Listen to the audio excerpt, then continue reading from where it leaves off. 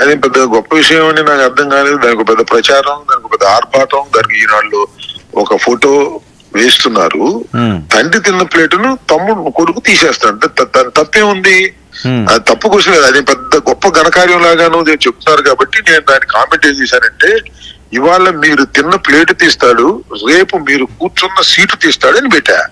అంటే కాదు, సీటు తీయడం అంటే వారసుడే కదా, ఇక తీయడే ఉన్నది, ఆయనకి హక్కే కదా అది.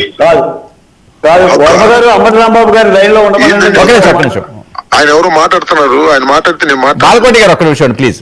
ఎవరు డిస్కస్ ఏంటి హక్కు ఏంటండి? వారసత్వ హక్కులు ఉన్నాయా రాజకీయాలు? నాకు తెలీదు. సాధించుకోవాలి తప్ప వారసత్వ హక్కులు ఎక్కడ ఉన్నాయని నేను అనుకోవట్లేదు. వారసత్వ హక్కులు ఉన్నాయంటే ప్రకటించుకోవాలి. నాకే మొన్నదాకా ఎందుకు అడిగారు? వారసత్వ హక్కు ఉంటే మొన్న చేసుకోవచ్చు కదా,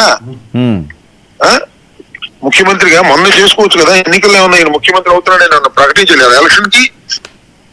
సో నేను అనేది ఏంటంటే, అంత మెచ్యూరిటీ లేనటువంటి వ్యక్తిని ఇవాళ కొద్దిగా బ్రూట్ మెజారిటీ ఉందని ముఖ్యమంత్రిగా చేస్తే నష్టపోయేది వాళ్ళు, రాష్ట్రం. అంతే, రెండే రెండు. చేసుకుంటే వాళ్ళ ఇష్టం. మా జాంకాయ మేము ఏమైనా తింటామంటే మనం కాదనేది ఏమో చెప్పండి.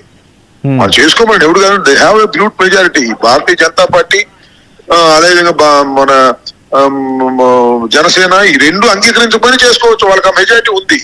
That is left to their party. కాకపోతే దాని మీద ఉన్నటువంటి కామెంట్స్, విమర్శలు తప్పనిసరిగా చేస్తాం. దిస్ ఇస్ నాట్ కరెక్ట్ అని చెప్తున్నాం. కాదు మేము చేసుకుంటాం, మాకు మెజారిటీ ఉంది ప్రజాస్వామ్యంలో, ఎవరైతే లెజిస్లేటివ్ కౌన్సిల్ దీనిలో ఆ మెజారిటీ ఉంటుందో వాళ్ళే చేసుకుంటారంటే చేసుకోవచ్చు, చట్టం.